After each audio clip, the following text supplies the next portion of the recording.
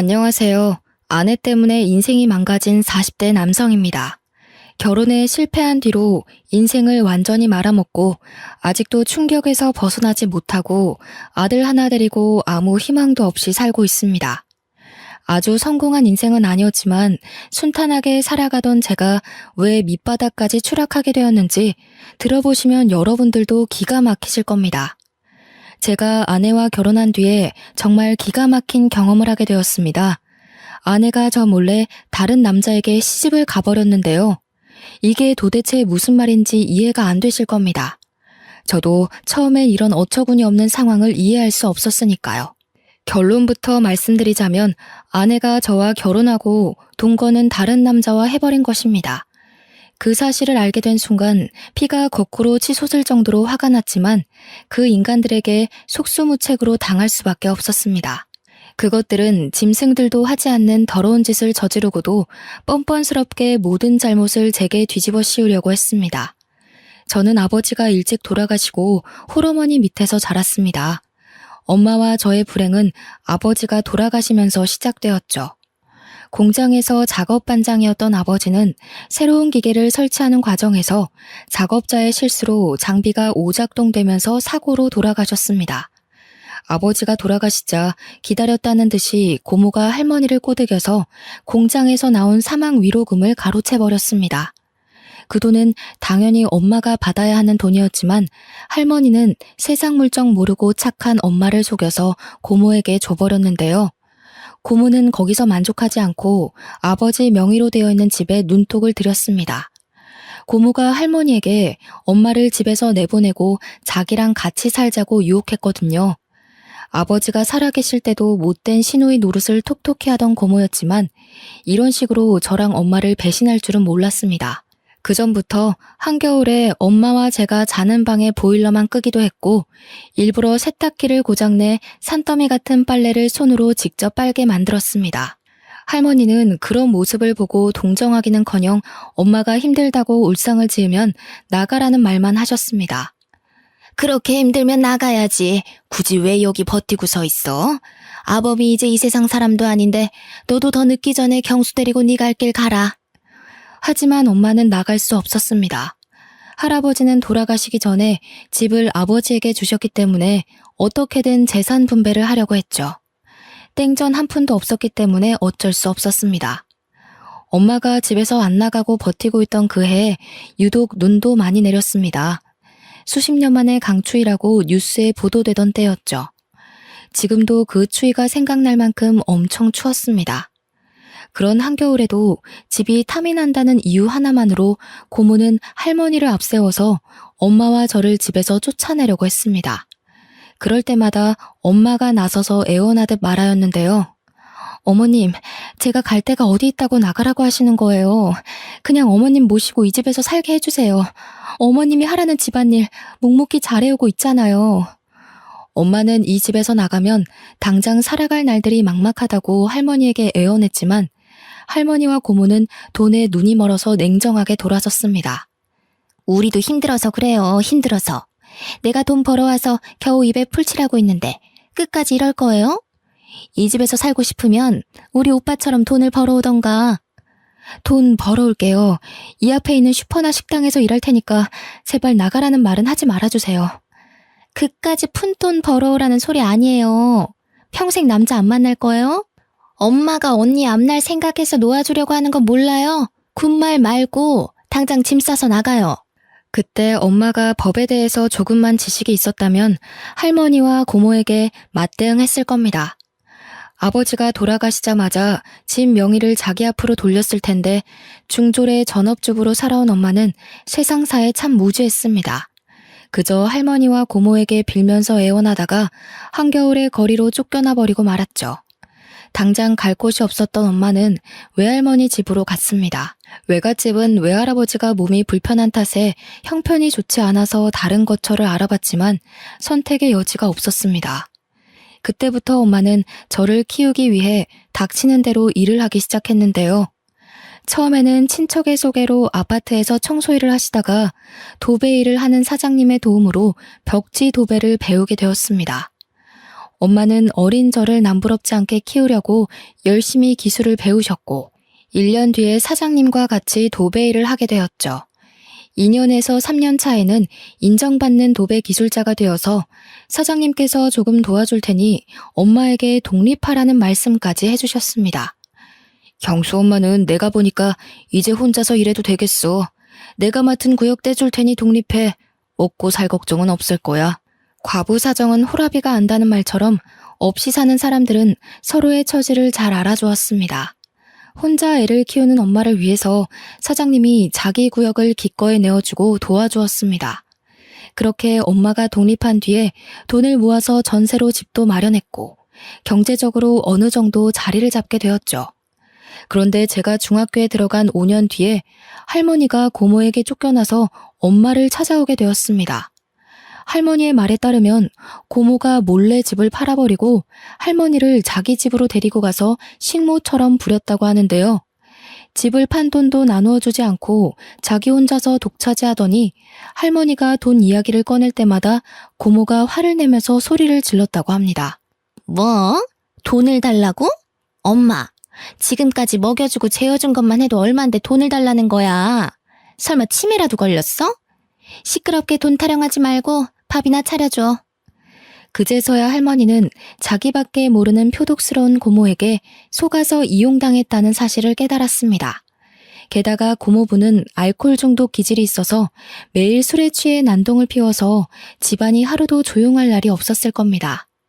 고모와 고모부는 매일 서로 욕을 하면서 싸웠고 가재 도구들도 부서졌거든요. 그날도 고모가 고모부에게 얻어맞았는지 분을 참지 못하고 할머니에게 손찌검까지 했다고 합니다. 고모의 폭력이 날이 갈수록 심해져서 할머니는 그 집에서 더 있다가는 죽을 수도 있겠다는 생각이 들었다고 하죠. 그 길로 도망을 치듯이 빠져나와서 엄마를 찾아왔다고 하는데요. 저는 할머니를 내쫓았으면 했지만 할머니가 울면서 용서를 비니까 마음이 약한 엄마는 할머니를 받아주었습니다. 그렇게 불편한 동거를 몇 년 동안 지속하다가 제가 고등학교를 졸업할 무렵에 할머니가 세상을 떠나셨어요. 엄마는 고모에게 장례식에 오라고 연락을 했지만 고모는 전부 다 무시했습니다. 그래서 저희는 할머니가 돌아가신 뒤로 고모와의 인연을 완전히 끊어버렸어요. 몇 년이 지나 대학에서 경영학을 전공하게 된 저는 전자제품에 들어가는 부품을 만드는 작은 중소기업에서 일하게 되었습니다. 처음에는 영업팀에 발령이 나서 근무를 시작했는데요. 저희 회사 부품을 납품하는 거래처를 관리하는 일이 주 업무였습니다. 사람을 상대하는 일이다 보니 술자리가 아주 잦았죠. 그런데 저는 술을 전혀 마시지 못했습니다. 소주 한 잔만 마셔도 얼굴이 벌겋게 달아올랐고 온몸에 두드러기 같은 발진이 돋아나는 특이 체질이었거든요. 그래서 영업 때문에 가져야 하는 술자리가 언제나 부담이 되었습니다. 거래처의 간부들이 술잔을 따라주려고 하면 사정을 설명하면서 정중하게 거절하는 것도 눈치가 보이는 일이었죠. 그래서 영업팀의 최고 술상무였던 팀장이 나서서 저 대신 술잔을 받기도 하였습니다. 그러다 새로운 납품 회사를 뚫어서 담당자들끼리 인사를 하는 회식 자리를 갖게 되었습니다. 새 거래처의 팀장이 술고래에 융통성이라고는 전혀 없어 보이는 깐깐한 사람이었는데요. 그날도 저한테 술잔을 쥐어주며 술을 강요하기 시작했습니다. 어허, 세상에 술 못 마시는 사람이 어딨어? 그러지 말고 한 잔만 받아. 한 잔 마신다고 죽어? 죽냐고. 아이 얼른 마셔보래도. 팀장이 술에 취해서 제가 하는 말을 귓등으로도 듣지 않았습니다. 결국 더 이상 거절하지 못하고 술을 마셨는데 팀장이 계속해서 술을 권하더라고요. 결국 얼굴과 목에 심한 두드러기가 돋아올라서 힘이 들었습니다. 제가 병원에 가야 할 것 같다고 말해서 저 때문에 술자리 흥이 박살나고 말았죠. 이 일을 계기로 영업팀장과의 면담 자리에서 다른 부서로 보내주겠다는 말까지 듣게 되었습니다. 경수, 너 저번에 보니까 안 되겠더라. 우리 부서가 술자리에 꼭 참석해야 하는데 술을 못 먹으니까 영 분위기가 안 잡히더라. 너도 힘들었지? 적성에 안 맞는 것 같으니까 적당한 부서로 옮겨줄게. 여기서 거절하고 버티고 있을 수 없어서 우선 알겠다고 했는데요. 얼마 후에 회사의 회계를 맡은 부서로 발령을 받게 되었습니다. 늘 숫자와 씨름해야 하는 머리 아픈 업무였죠. 면접 볼 때 회계 공부를 한 적이 있다고 말한 걸 기억하고 있었는지 비전공자인 저보고 직접 부딪히면서 일해보라고 하더군요. 중소기업은 다 똑같은 것 같습니다. 사람이 안 구해지는 것 같으니까 아무 인력이나 집어넣어보고 아님 말고식이었는데요. 다행히 회계 공부에 흥미가 있었던 저는 공부를 하면서 회사를 다녔습니다. 회계사 일은 아니었지만 회계 업무를 보조하는 일이라 가능한 일이었습니다. 그러다 저희 회사와 계약을 한 회계사가 건강이 안 좋아져서 그만두었고 대신 다른 젊은 여성 회계사가 배치되었습니다. 분기 결산이나 회계 감사를 하는 때가 되면 소연 씨라는 여성 회계사와 제가 밤을 새가면서 장부를 맞춰보고 회계 보고서를 만들었죠.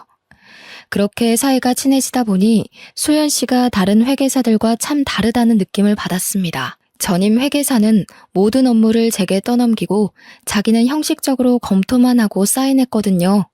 그러다가 문제가 생기면 책임을 전부 제게 떠넘겼습니다. 하지만 소연 씨는 엄청난 양의 회계 관련 문서들을 같이 검토했고 의문점이 생기면 제게 물어보면서 보고서를 만들었습니다.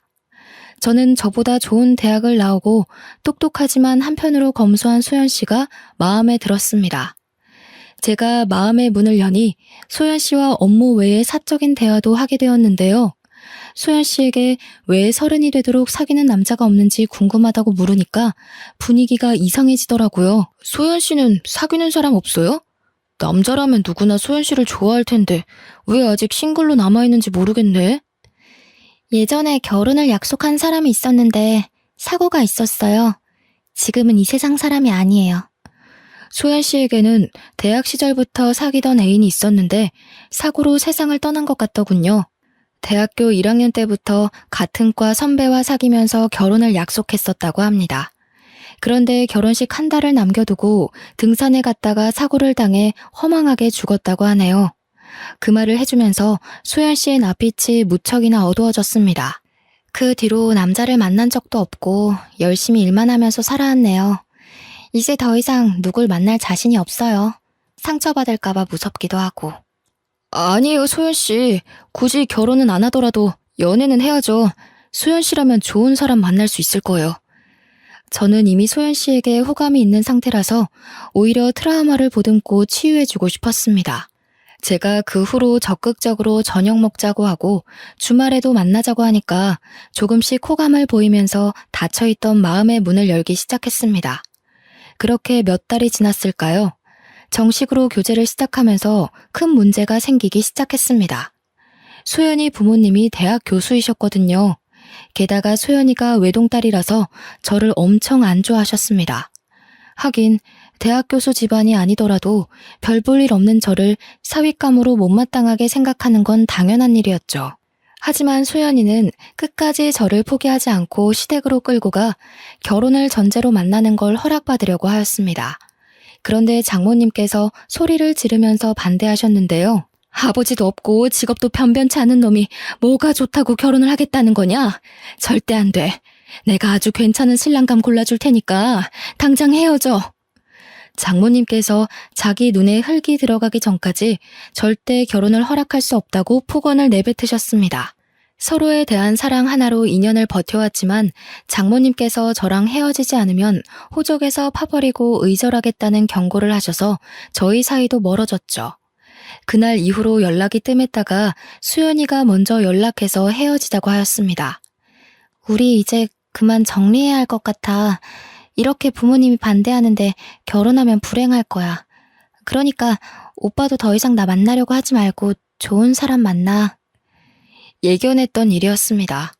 수연이가 눈물을 흘리면서 말하길래 가만히 고개를 끄덕이다가 등을 돌렸죠. 어차피 소연이와 저는 어울리지 않았습니다.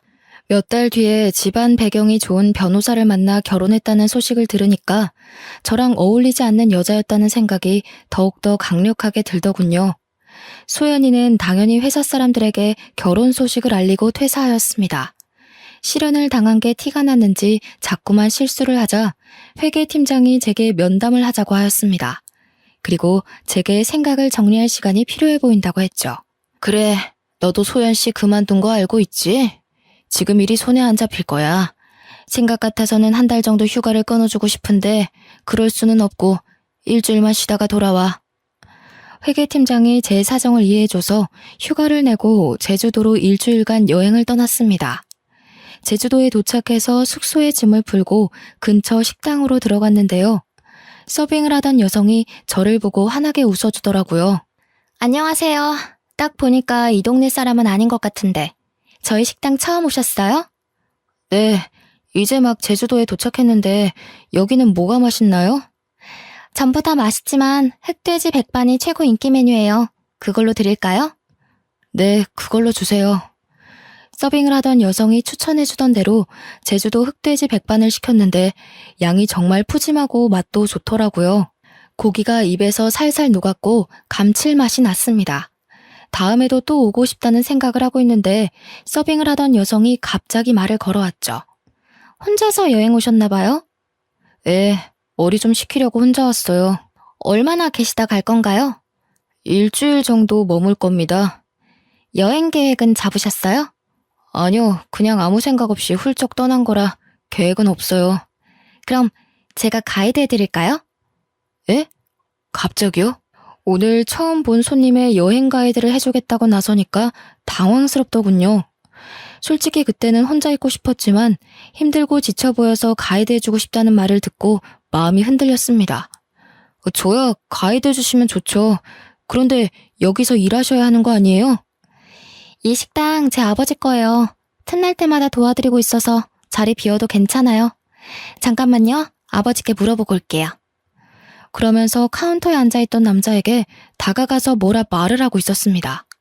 사장으로 보이는 남자가 저를 굳은 표정으로 쳐다보더니 고개를 젓고 있더라고요.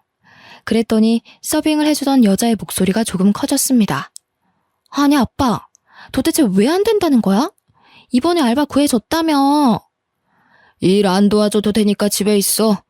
내가 도대체 몇 번을 말해줘야 돼? 외지 남자는 만나지 말라고 했잖아. 그냥 혼자 온 분 가이드 해드리는 거야. 다른 뜻은 없어. 저는 괜찮다고 말하려고 하는데 여성분이 고집을 피우자 아버지도 알겠다고 하더군요. 그 말을 듣자마자 신이 난 여성분이 당장 내일부터 같이 다니자고 말하였습니다. 숙소가 어디예요? 내일 아침에 제가 차 가지고 갈게요. 이렇게까지 좋아하다니 이 여자가 저한테 호감이 있는 건 아닐까 하는 생각이 들었습니다. 저는 여성분 이름도 모른 채 내일 만날 약속을 잡게 되었습니다. 다음날 아침이 돼서야 여성분이 승혜라는 이름을 알려주었습니다. 저보다 어려서 그런지 참 활발하고 적극적인 여성이었습니다. 승혜가 일주일간의 여행 일정을 대신 짜주었거든요. 원래는 아무 계획도 없이 바닷가를 찾아가서 하염없이 멍이나 때리다가 올라갈 생각이었는데 승혜 덕분에 연예인 못지않은 빡빡한 일정 속에서 움직이게 되었죠. 저는 제주 토박이인 승혜를 따라 유명 관광지를 다니게 되었어요. 제주도를 돌아다니면서 알게 된 건데 승혜는 지금까지 제주도 밖으로는 나가본 적이 없다고 하더라고요. 결혼은 꼭 외지 남자와 할 거라고 하길래 농담 삼아서 한마디 던져보았습니다. 설마 나랑 하려고 그러는 거 아니지? 사실 갑자기 가이드 해주겠다고 나서서 놀랬어. 나는 좋은데? 당장 식 올리자. 나 오빠 보자마자 완전 반했잖아. 오빠 진짜 잘생긴 거 알고 있지? 그게 무슨 소리야? 장난으로 말하는 거지? 승혜가 제 말을 듣고 까르륵 웃기만 하고 더 이상 말을 안 하더군요. 농담인 것처럼 툭 던져보았지만 승혜는 저를 좋아하는 눈치였습니다. 또래 여자들이랑 다르게 20대 초반 여자애처럼 솔직하게 말하고 부끄러워하는 모습이 새롭게 다가왔죠. 저도 그래서 승혜에게 마음이 끌리고 있었습니다. 제가 그동안 조용하고 성숙한 여자들만 사귀었었는데 수다쟁이처럼 말이 많으면서도 애교도 많은 승혜를 보니 또 다른 느낌이었거든요. 그렇게 저희들은 같이 여행을 다니다가 자연스럽게 서울에서도 계속 연락하자는 말을 나누었습니다. 고백만 안 했지 연인처럼 손도 잡고 질투도 하는 사이가 된 거죠. 오빠, 이제 경기도 올라가는 거야? 나도 2달 뒤 오빠 보러 갈게. 그때 나 모른 척하면 가만 안 둔다. 내가 그럴 리 있겠어. 너만 기다리고 있을게. 꼭 와야 해. 이렇게 서로 만나자는 약속을 하고 여행을 마치고 일상으로 돌아갔습니다. 2달 뒤에 진짜로 승혜가 와서 같이 서울로 나들이를 갔는데요. 내년에 30이 되는 나이인데도 승혜는 서울을 처음 와본다고 했습니다. 그래서 이번에는 제가 승혜의 여행 가이드가 되어주었죠. 승혜가 가고 싶다는 백화점에 들려서 쇼핑도 하고 놀이동산에서 즐겁게 놀다가 명동과 번화가 구경을 했습니다. 승혜가 그렇게 사흘을 머물다가 내려갔습니다. 그때부터 승혜와 저는 경기도와 제주도를 오가면서 연애를 하게 되었습니다. 지역 특성상 자주 내려가 보지는 못했지만 전화 통화를 자주 해서 애틋했죠. 한 달에 한 번 월차를 아꼈다가 주말 전날에 월차를 써서 제주도에 가서 3, 4일 정도 머물다가 오곤 했습니다. 저희가 그런 식으로 장거리 원정 연애를 한 지 6개월이 지났을 때 승혜에게 결혼하자는 청혼을 하였습니다. 너무 섣부른 판단 같았지만 저는 승혜와 같이 살고 싶었으니까요. 그리고 나이도 있어서 결혼을 더 이상 미루면 안 됐습니다. 다행히 승혜가 제 프로포즈를 받아주었습니다. 장인어른과 장모님께 정식으로 인사를 드리러 갔는데 장인어른의 표정이 진짜 어두워 보였습니다. 제가 잔뜩 긴장한 얼굴로 결혼을 허락해달라고 말씀드리니 느낌이 싸한 말을 해주셨습니다. 이왕 이렇게 됐으니 어쩔 수 없지. 잘 살도록 해라. 왜 그러냐고 꼬치꼬치 캐물을 수도 없어서 감사하다고 하고 넘어갔죠. 마음에는 안 들지만 하는 수 없이 사위로 맞아준다는 분위기라서 기분이 썩 좋지는 않았습니다. 승혜와 저는 결혼 후에 제가 마련해둔 경기도의 신혼집에서 살게 되었는데요. 이상하게 아내가 결혼 초부터 제주도에 자주 내려가기 시작했습니다. 물론 처가와 친구들이 모두 제주도에 있으니 일이 있을 때마다 내려가는 건 당연한 일이었지만 아내가 한 달에 몇 번씩 제주도에 내려가니까 이상하더군요. 하지만 처가에 가지 말라고 할 수도 없어서 그냥 두었습니다. 그쯤 아이도 가졌으니 힘들어서 처가에 자주 가는 거라고 생각했죠. 그렇게 2년이 흐른 뒤에 저희 아들 돌잔치 날이 다가왔습니다. 아내가 퇴근하고 돌아온 저를 붙잡고 돌잔치를 제주도에서 하자고 하더라고요. 여보, 우리 돌잔치 제주도에서 할 거지? 아버지가 친척들 전부 모시고 우리 식당에서 하고 싶대. 그래? 마침 그때가 여름 휴가철이니까 여행 겸해서 내려가서 푹 쉬었다가 오자. 아들의 돌잔치 날을 위해 월차까지 내고 제주도로 내려갔는데요. 그날 아내의 동네 친구라는 남자를 만나게 되었습니다. 여보, 인사해. 어릴 때부터 같이 자란 동네 오빠야. 처음 뵙겠습니다. 장수철이라고 합니다. 예, 반갑습니다. 김경수라고 합니다. 돌잔치 준비하기도 바빠 죽겠는데 아내가 아는 오빠를 소개해주겠다고 했을 때 약간 당황스럽긴 했습니다. 게다가 아무리 친한 오빠라고 하더라도 남편에게 알고 지냈던 남자를 소개해준다는 건 흔한 일이 아니잖아요. 하지만 제가 보수적인 거라고 생각했습니다. 아내가 장수철이라는 남자를 진짜 친구라고 생각하는 거라며 이해해 보려고 했죠. 수철 씨는 민박집을 운영하고 있다며 처가까지 가지 말고 민박집에서 묵고 가라고 하였습니다. 처가 좁은 거 알고 계시지? 거기서 잠자고 하려고 눈치 보일 텐데 모처럼 오셨는데 저희 집에서 하루 묵었다 가시죠.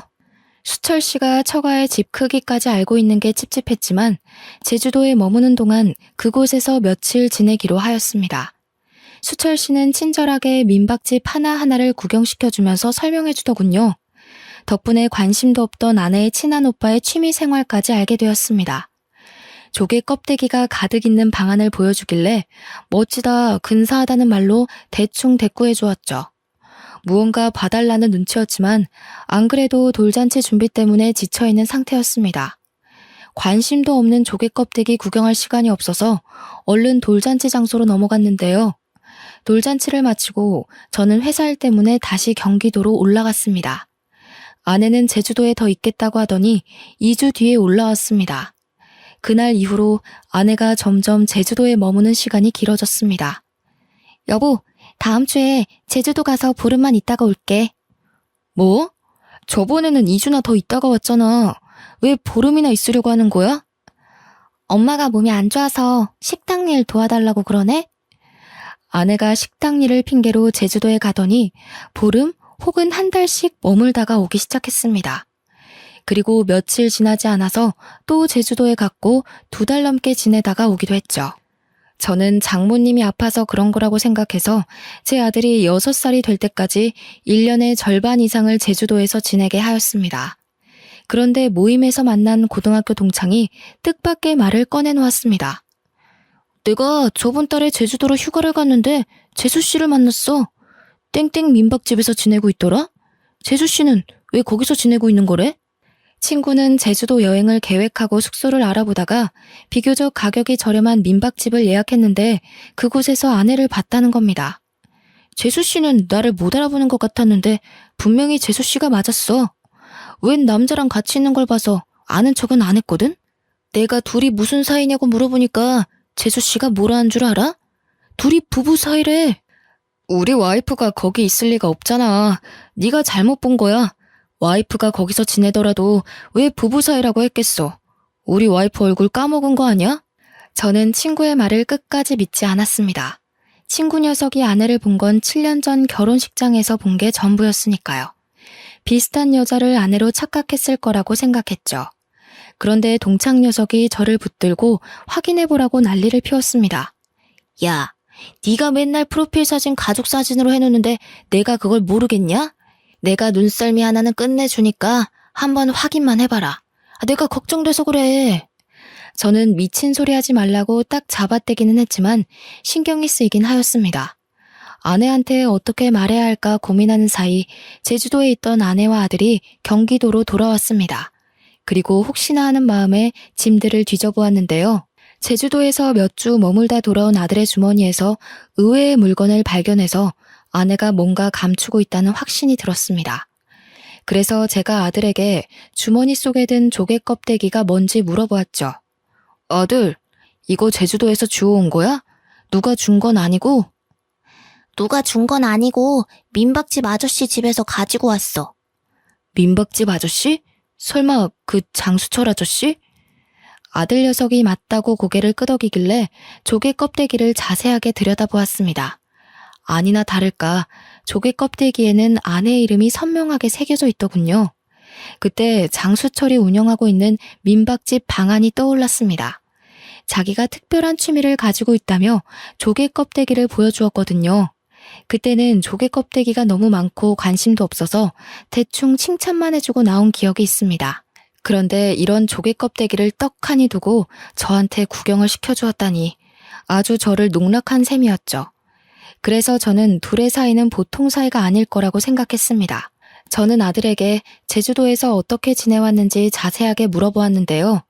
아들의 입에서 충격적인 말이 나와서 지금도 잊을 수가 없습니다.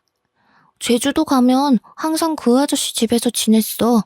나는 맨날 딴 방에서 잤고 엄마는 맨날 그 아저씨랑 자는 것 같던데?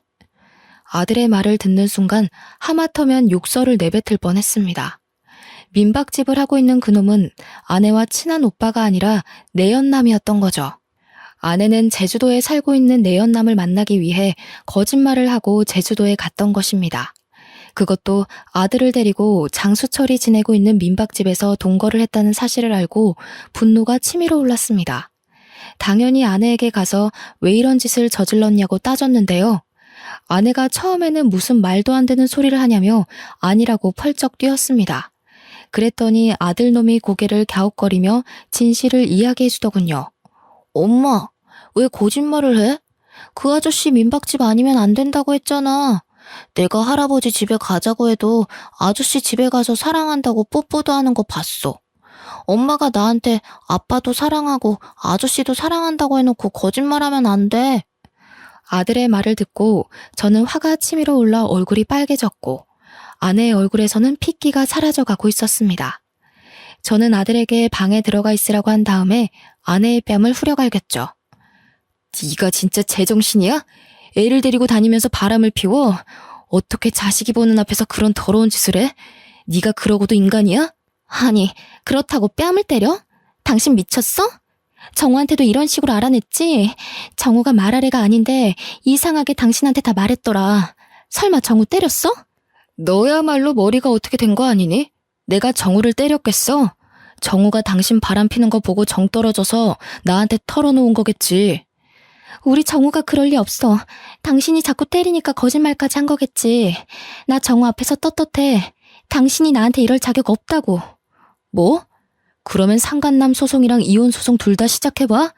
네가 그렇게 떳떳하면 판사님한테 물어보자. 누가 더 떳떳하나? 그래, 그렇게 하자. 증거도 없는데 무슨 수로 소송을 해? 당신 진짜 또라이 아니야? 또라이? 그래, 또라이가 뭔지 보여줄게. 비키라고. 당신이 잘못할 때까지, 털어놓을 때까지 다 거덜낼 거야. 제가 난동을 피우면서 집안 살림을 하나씩 부수기 시작하니까 그제서야 아내가 제 바짓가랑이를 붙잡으며 울음을 터뜨렸습니다. 여보, 잘못했어. 그만해. 그만하라고. 나도 어쩔 수가 없었어. 아버지가 반대하는 바람에.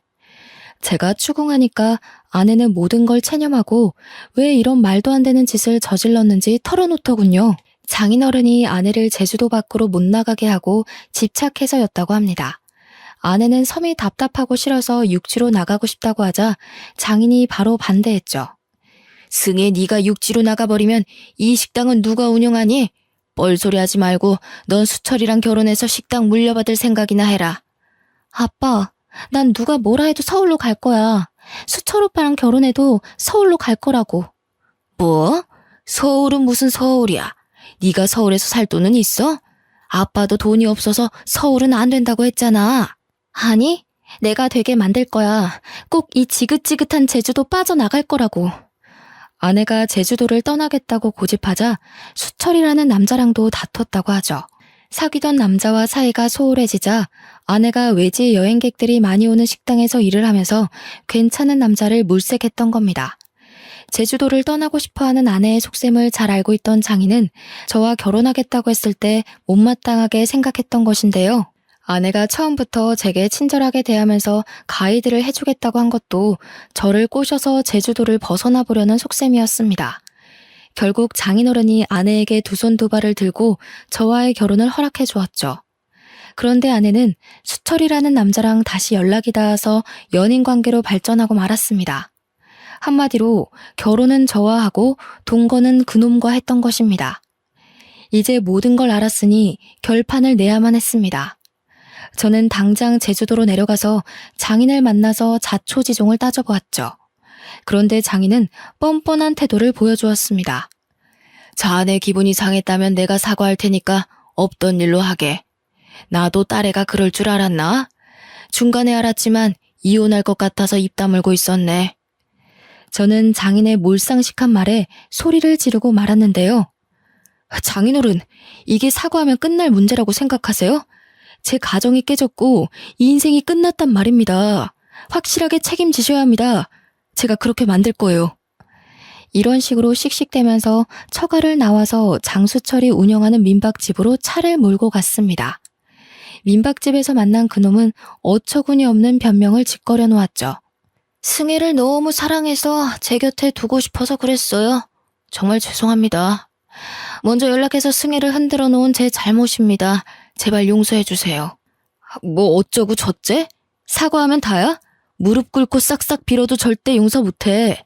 네가 내 인생 망친 것처럼 나도 네 인생 망가뜨릴 거라고. 두고 봐. 내가 바로 송장 보낼 테니까 딱 기다리고 있으라고. 이제 더 이상 안 만나겠습니다. 연락 끊고 조용히 살겠습니다. 사과하고 안 만나겠다는데 도대체 왜 그러십니까? 예? 그놈도 장인어른과 마찬가지로 그냥 사과만 하면 끝날 거라는 착각을 하고 있었습니다. 말이 안 통하는 인간들에게는 법대로 하는 수밖에 없죠. 그래서 아내를 상대로 이혼 소송을 했고 그놈에게도 소송을 통해서 불륜의 책임을 물게 했습니다.